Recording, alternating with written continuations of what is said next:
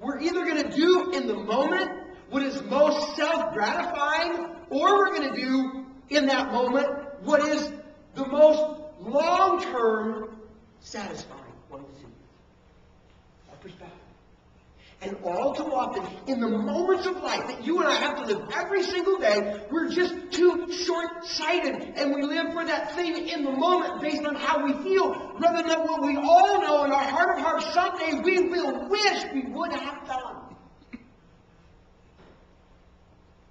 There's a fascinating story in the Bible about two guys who were twin brothers. The oldest brother's name was Esau. The younger brother's name was Jacob. And Esau was born first. So he was the oldest brother, okay? And then a few minutes later, he came little brother. And it's fascinating the way they were born. You know, like big brother is born, and then when little brother comes like right after that, he was actually grabbing onto the heel of big brother. So he was pretty close there.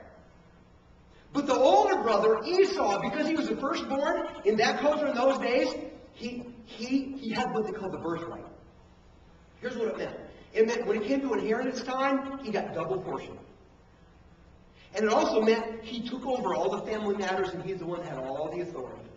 So when it came to authority and calling the shots, when it came to money and financial security, the firstborn, he's the one that got the lion's share of it all. It was his.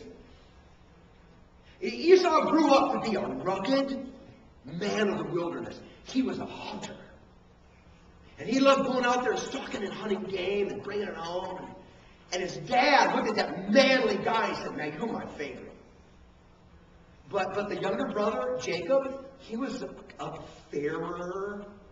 And he liked hanging around home and doing a few more domestic things. And Mom kind of liked that. And he was her favorite. And so you can imagine some of the tension as they grew up because they were so different. But Esau, the rugged man, dad's guy, you know, he had the birthright. Well, one day, Esau comes in from a full day hunt where he got nothing. And he was, Bible says, Genesis chapter 25, he was famished. And when he walked in, you know what little brother was doing? He was cooking up a pot of bean stew. Just like Jacob. Got a new recipe there, okay? He's just cooking it up. It was smelling so good. And he comes in and says, "Oh man, you've got to let me have some of that bean soup there because I am famished. I'm going to die. I'm so hungry." And so Jacob's just kind of stirring it, you know, and maybe a few, you know, well, it just smells good, doesn't it? Yeah, I got a little bread cooking. Go with that. Pretty nice. So I'll tell you what I'll do. I'll give you some of this. I'll give you all you want. You just have to sell me your birthright. And Esau goes, "I am so hungry, deal." And for a bowl of beans, he gives away a lion's share of the family inheritance, financial security for life, and the authority to run the family business and call the shots. He gives away what is far more valuable and important in the future because in the short term he wanted to gratify how he felt. And you and I look at that and go, "You're a doofus. A bowl of beans for a birthright? You are totally crazy, man. You could have gone hungry. You'd live in the next day. There's more food to eat. Bowl of beans for birthright? How dumb." Until, you know, you really stare at yourself, you know, in the mirror as a parent and recognize that sometimes we trade birthrights for bowls of beans all the time. I was like, "Oh, I got to work on this project. I got to work on the yard. I got to clean the house. I got to go visit so-and-so. I got to do such and such like that. I'm just so busy. Not right now. Besides what you got going on, it's not that big of a deal. Come on. Would you just leave me alone? I'm just really tired, okay? Come on. Here, put in a DVD." And what are we doing? We're just, for a bowl of beans,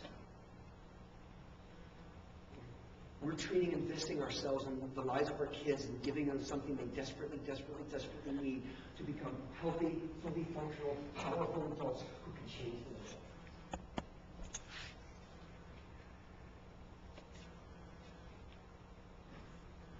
Well, in this little episode from the life of Jesus, we can discover one other, at least, unchanging principle of parenting.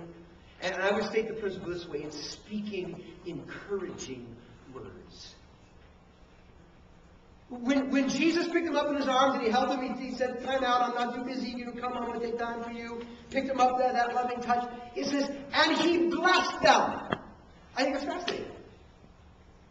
He didn't go, "Okay now, youngins, the Bible says, obey your parents in the Lord, for this is right." And every parent would have gone, "Yeah, you go, Jesus." He didn't go, "Okay, now let's review the 10 Commandments. This is how we need to live." He didn't go, "Okay, now, have you been good? And if not, what have you been doing? You need to change that." He didn't lecture. He didn't scold. He didn't remind. He didn't teach. He didn't warn. Even though there's a time and place for every one of those things, he blessed them. To bless someone can mean one of two things. Jesus may have done both. Sometimes when it says that one person blesses another, it means he pointed out good things about them. He said, "You're this, you're that, you're wonderful, you're great at this, you're great at that, you have such potential, you're awesome," that kind of stuff. Or it could mean he asked for God to do good things for them. As in, may God just, give you the desires of your heart. May God just keep you and prosper you, that kind of stuff. And whatever it was, or both, if Jesus was doing it, in that the words he spoke were positive. They were encouraging. They were meant to lift up the soul and give life and strength and encouragement. Those are the kind of words that Jesus spoke. It's just so easy for us as parents to get in this rut where most of the things we say to our kids are negative. It's just so easy. You say, "Hey, cut that out. Don't do that. Don't do that. Come on, you know better than that." Well, you did what? What were you thinking? You know better than doing that. Hey, have you taken the garbage out? Have you got your homework done? What if you haven't done yet? No, you may not go with so-and-so. No, you will be here at this certain time. Hey, don't talk like that to your mother. Hey, stop fighting. Cut it out. Now, what's really weird?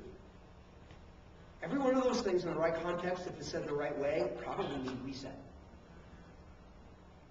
But it's like, for whatever reason, we get in this rut as parents where what we end up spending most of our time doing is catching them doing something wrong.